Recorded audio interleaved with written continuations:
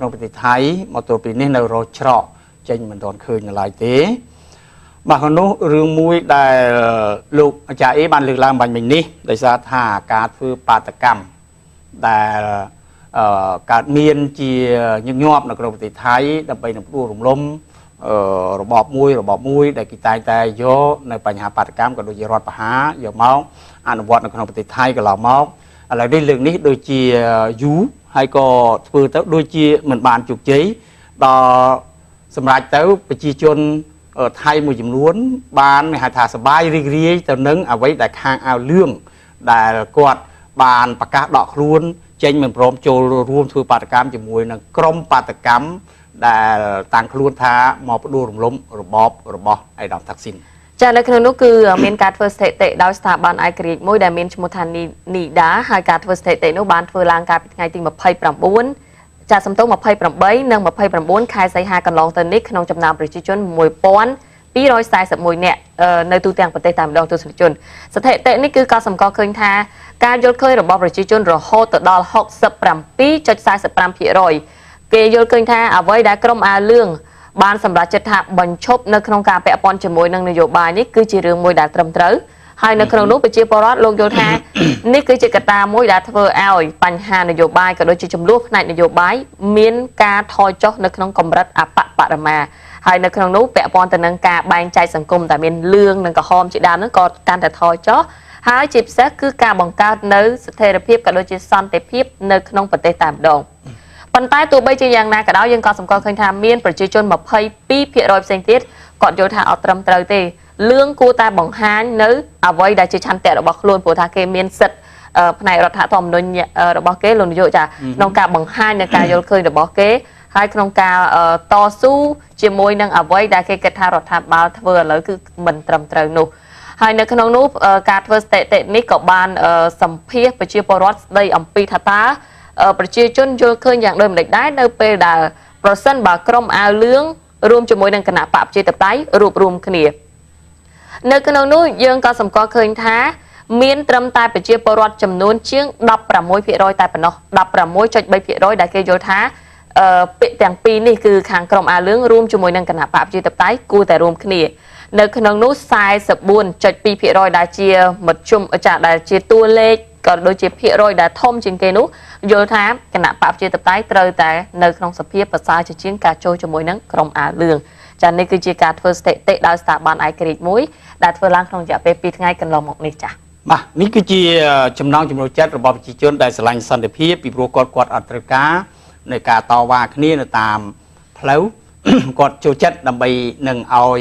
អ្នកនយោបាយទាំងអស់នោះទៅតវ៉ាគ្នានៅឯក្នុងរដ្ឋសភាដើម្បីនឹងទាមទារនៅសិទ្ធិក៏ដូចជាធ្វើនៅប្រយោជន៍សម្រាប់ប្រជាជនរបស់គេនោះពីព្រោះថាការទាមទារនៅតាមផ្លូវគឺវាអាចធ្វើឲ្យប៉ះពាល់ដល់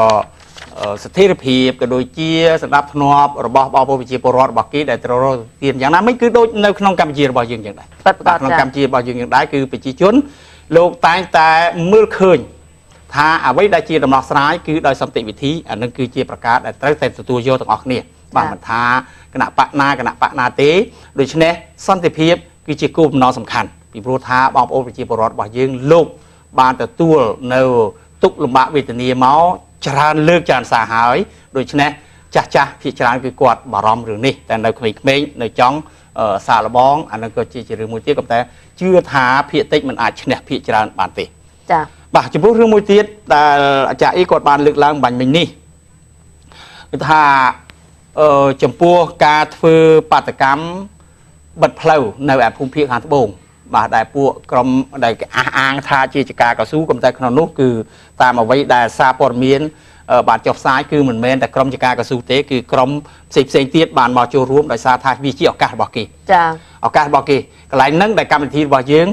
លើកឡើងទៀតថាវាមិនមែនពួកបាតកោមែនទេនឹងទេវាច្រើនតែពួកដៃទី3ជនទី3នោះទេដែលច្រើនតែមកដើម្បីបំផុសបំផុលហើយក៏ពីយប់មិញនេះគឺមានបាញ់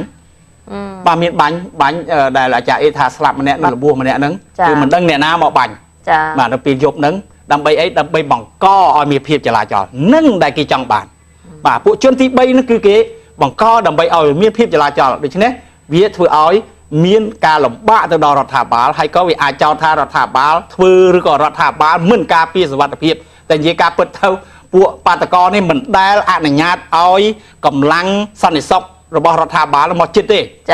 ở đây đi để sai kỳ khai bỏ bằng crab kia chân tao đàn chân tao vì săn để sọc là biếm nâng đàn chân tao miên bánh hà cà la là biếm này chẳng bàn thá rồi viên bà ta con nâng trong sự đạt thọp nâng cứ bị bạc đó là bà coi miên phim chẳng hai cứ bị ba tiền nâng hai đại kia bỏng non là sầm khăn đã mê bà ta con nâng muôn bà ta con nâng có trong bàn cứ thưa oi ACT là phim chẳng bà rồi hai tiêm tiên luôn bà tí tiết luộc rồi chỉ muôn là mặt cách đại mò cà pia săn sóc đạp thọp oi bị chi cho nâng quạt thả ô mò trao pê mấy có mò kia pê mấy có thưa khăn pê chẳng tao nói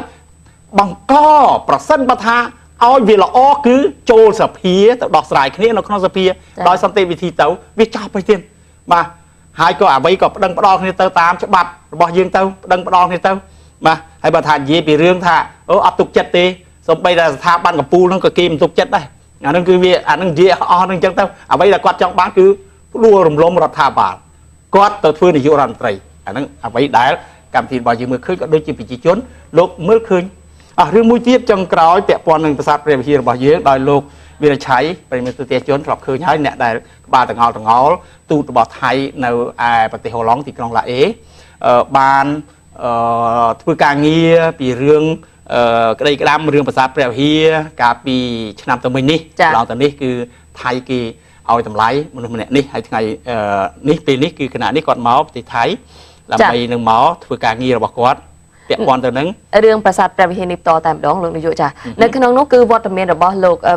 វិរชัย ផ្លាស័យដែលជាអគ្គរដ្ឋទូតរបស់ប្រទេសថៃប្រចាំនៅប្រទេសហូឡុងគឺមកប្រទេសថៃក្នុងគោលបំណងដើម្បីផ្សព្វផ្សាយករណីនៃរឿងប្រាសាទព្រះវិហារនេះទៅដល់ប្រជាពលរដ្ឋក៏ដូចជាសិស្សសានុសិស្សក៏ដូចជានិស្សិតរបស់គេ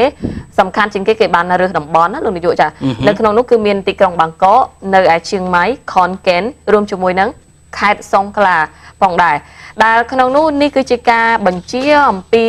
មកពីរដ្ឋមន្ត្រីក៏ដូចជាក្រសួងការបរទេសរបស់ប្រទេសថៃតែម្ដងដែលបានស្នើសុំឲ្យលោកវិរชัยពន្យល់អំពីបញ្ហាព្រំដែនទៅដល់សាធារណជននៅក្នុងតំបន់ដែលគេបានជ្រើសរើសទាំងនេះនៅក្នុងនោះក៏សូមបញ្ជាក់ផងដែរថាតាមប្រភពព័ត៌មានបានបញ្ជាក់ថាវេទិកាដែលលោកវិរชัยនឹងធ្វើជាអ្នកអត្ថាធិប្បាយនេះគឺនឹងធ្វើឡើងនៅសាកលវិទ្យាល័យធំមួយចំនួននៅក្នុងតំបន់នេះតតែម្ដង